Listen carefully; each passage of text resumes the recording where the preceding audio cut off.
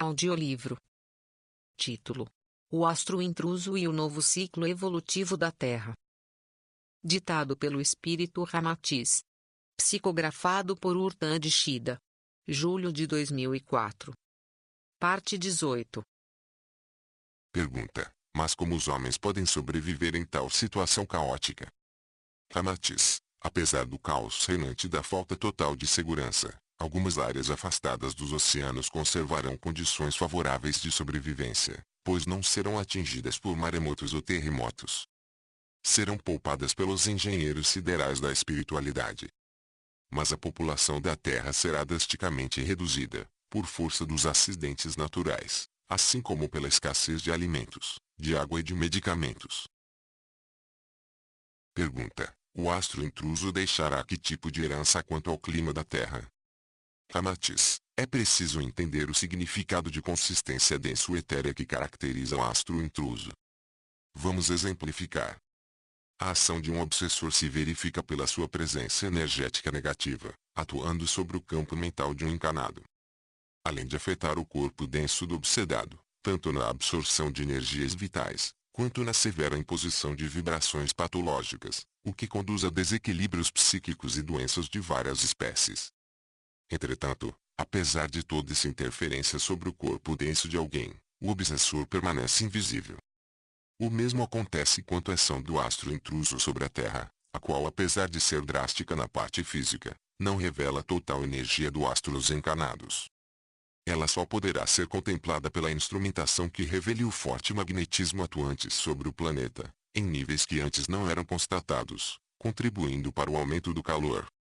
E, da mesma maneira que o calor desconfortável do obsessor atinge a vítima, o calor etéreo abrasivo do astro envolverá a Terra, provocando graves desequilíbrios climáticos, agravado pela sua capacidade refletora da luz solar. Como um efeito estufa levado a limites nunca antes vistos, daí também o surgimento de maremotos e de furacões. Haverá forte fricção entre os elementos ar e água, advindo ventos destrutivos que superam em algumas áreas os 600 km por hora, bem como entre terra e fogo com os vulcões provocando avalanches em montanhas ou violentas erupções fissurais, submarinas. Pergunta: em que sequência esses eventos climáticos ocorrerão? Ramatiz: não ocorrerão propriamente variações ordenadas, mas simultâneas, tendo em vista que a sequência dos fatos obedecerá a intervalos extremamente curtos, separados apenas por frações de segundos. Aqueles que puderam assistir e acompanhar os acontecimentos do dia 11 de setembro de 2001, quando Nova York e Washington foram abaladas por atentados terroristas, tiveram uma prévia muitíssimo tênue e vaga do que serão os acontecimentos envolvendo a passagem do astro intruso. Todo o sentimento de perplexidade, associado à incógnita momentânea sobre o alcance do desastre, deixará os sobreviventes atônitos. Nunca saberão sobre tudo o que ocorreu e onde.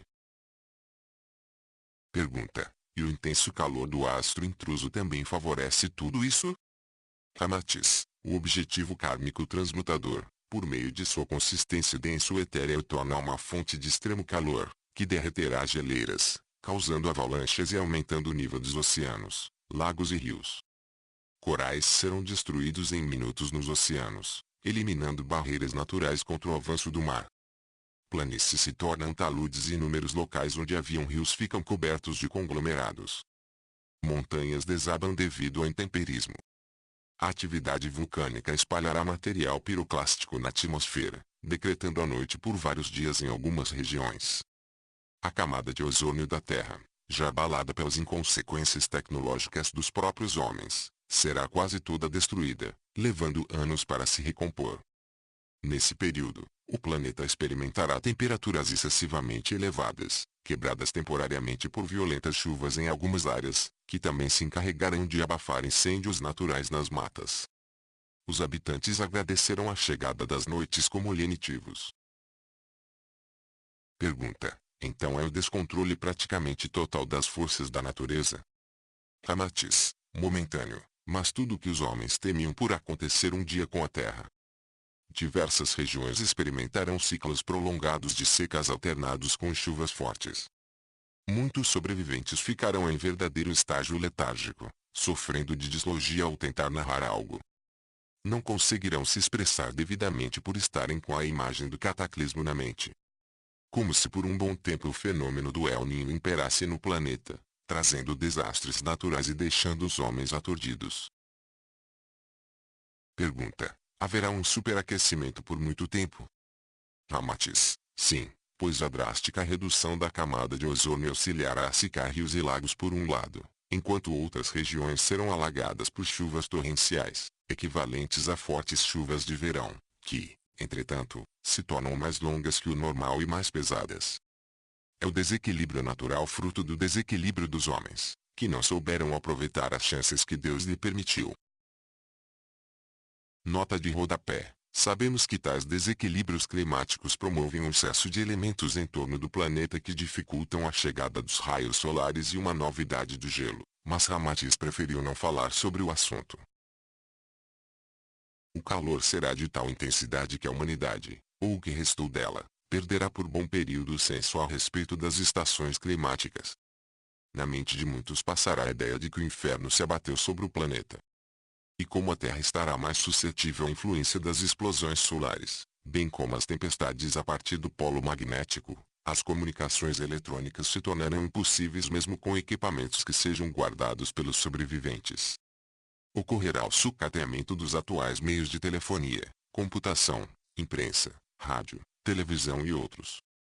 Satélites ficarão perdidos no espaço, e os grandes centros de pesquisa espacial e telescópios sumirão do mapa, como em um passe de mágica, após os terremotos e os maremotos.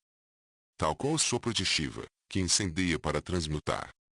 No decorrer do tempo, inúmeras histórias percorrerão as novas civilizações sobre o que teria provocado o cataclismo, que será esquecido com o passar dos milênios. E os registros, feitos pelos sobreviventes de forma primitiva, correrão de boca em boca, como profecia sobre um grande astro, que passa pelo planeta a cada 6.666 anos causando enorme destruição.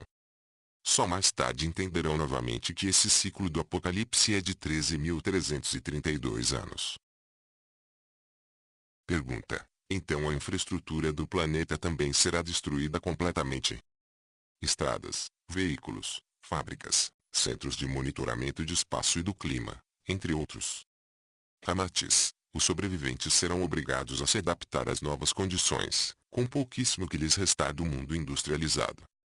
Será a falência múltipla dos sistemas tecnológicos e sociais.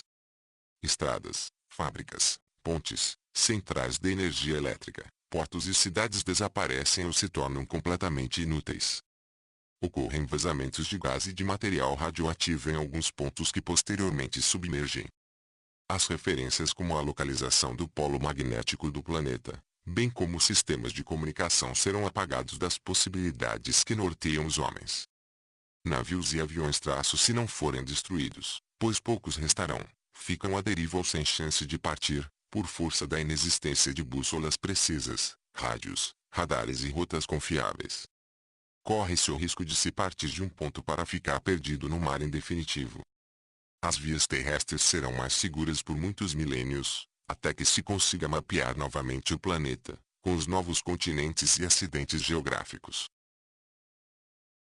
Pergunta: e como será possível a sobrevivência? Ramatiz: do mesmo modo que os antigos sobreviviam. Os homens precisarão rapidamente se adequar às novas condições. Nesse período, muitos não conseguirão se manter, por força de hábitos adquiridos durante a sociedade industrial arrasada. Alguns cometerão suicídio, a exemplo do que já ocorreu em cataclismos anteriores, que deixaram a civilização na mesma situação. Entretanto, grande parte dos sobreviventes em várias partes do globo estará apegada à matéria pelo instinto de conservação, fato que determinará o recomeço da sociedade. Em inúmeros lugares, afastados das grandes cidades, os homens habituados pela pobreza a sobreviver consumindo frutas, legumes e vegetais terão maiores condições de se manter. Seu conhecimento sobre remédios naturais, produzidos artesanalmente com ervas e plantas, será altamente favorável. E são justamente esses, que sempre dependeram da natureza e da improvisação para sobreviver, é que os serão mais fortes na preservação da espécie. A pobreza material e o desprezo dos homens lhes concederam um espírito de luta. E como humildes que são herdarão a terra. Continua na parte 19.